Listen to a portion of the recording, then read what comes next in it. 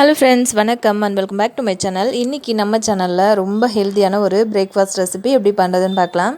ஒரு கப் அளவுக்கு நான் ரவை எடுத்து இந்த மாதிரி ஜாரில் போட்டு நல்லா பொடி பண்ணி எடுத்திருக்கேன். இப்போ அந்த ரவையை நம்ம சேர்த்துக்கலாம் ஒரு பவுலில்.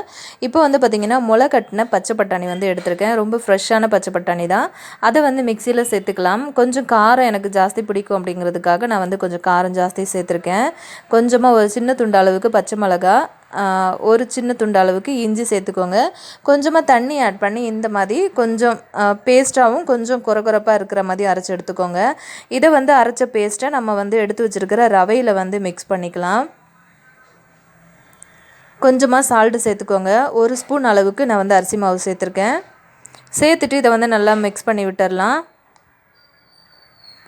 இப்போ கொஞ்சம் கொஞ்சமாக தண்ணி சேர்த்து நம்ம இதை கலந்து எடுத்துக்கலாம். அதாவது தோசை மாவோட பதத்துக்கு நம்ம இதை கலந்துக்கலாம்.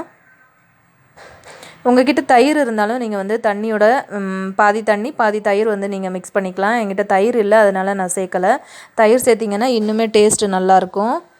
இந்த மாதிரி இன்னும் கொஞ்சம் கொஞ்சமாக தண்ணி சேர்த்து கட்டி இல்லாமல் இந்த மாதிரி நல்ல ஒரு பதத்துக்கு மிக்ஸ் பண்ணி எடுத்துக்கோங்க.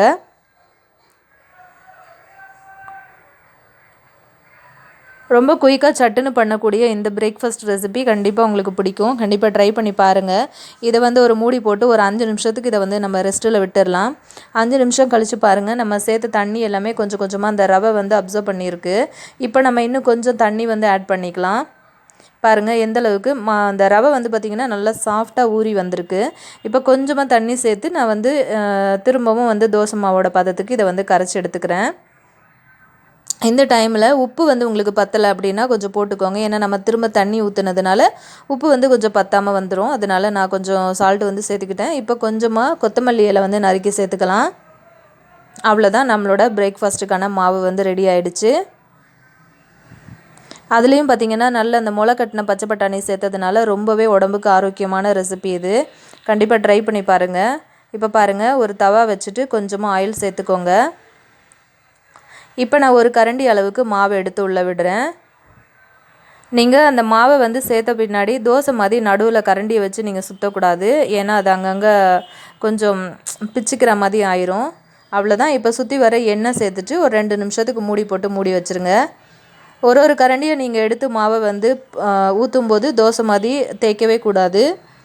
அப்படியே நீங்கள் நம்ம அடைலாம் ஊற்றுவோம் இல்லையா, அது மாதிரி ஊற்றி அப்படியே விட்டுடணும். 2 நிமிஷத்துக்கு மூடி போட்டு மூடி வச்சிட்டிங்க அப்படின்னா அது நல்லா டக்குன்னு வெந்துடும். பாருங்கள் எந்த அளவுக்கு வெந்திருக்குன்னு. நம்ம அந்த ரவை அதோட பார்த்திங்கன்னா அந்த அரிசி மாவுலாம் சேர்த்துருக்கிறதுனால ரொம்பவே கிறிஸ்பியாக ரொம்ப சூப்பராக முறுமுறுன்னு நல்லா இருந்தது. டக்குன்னு சுலபமாக செஞ்சிடலாம் இந்த பிரேக்ஃபாஸ்ட் ரெசிபி. இதுக்கு பார்த்திங்கன்னா சைட் டிஷ்ஷே தேவைப்படாது. அப்படி இருந்தால் கூட நீங்கள் தேங்காய் சட்னிலாம் ரொம்ப சூப்பரான ஒரு காம்பினேஷன். இதுக்கு தேங்காய் சட்னி செம்ம டேஸ்ட்டாக இருக்கும். கண்டிப்பாக ட்ரை பண்ணி பாருங்கள். இதே மாதிரி உங்களுக்கு ஹெல்த்தியான பிரேக்ஃபாஸ்ட் ரெசிபீஸ் வேணும் அப்படின்னா நம்ம சேனலை செக் பண்ணி பாருங்கள். சேனலில் ஆல்ரெடி நிறைய ஹெல்த்தியான ரெசிபீஸ் நான் அப்லோட் பண்ணியிருக்கேன். அவ்வளோதான் ஃப்ரெண்ட்ஸ், ரொம்ப சூப்பராக மொறுன்னு உள்ளே நல்லா சாஃப்டாக வெளியில் நல்லா கிறிஸ்பியாக நம்மளோட பிரேக்ஃபாஸ்ட் ரெசிபி ரொம்ப குயிக்காக ரெடி ஆயிடுச்சு. இதை நம்ம அப்படியேவும் சாப்பிட்லாம், இல்லைன்னா சட்னி இல்லை சாம்பார் கூட வச்சு நம்ம சாப்பிட்டோம் அப்படின்னாலும் செம்ம டேஸ்டியாக இருக்கும். ட்ரை பண்ணி பாருங்கள். ட்ரை பண்ணி பார்த்துட்டு உங்களோட ஃபீட்பேக் சொல்லுங்கள் ஃப்ரெண்ட்ஸ். தேங்க்யூ.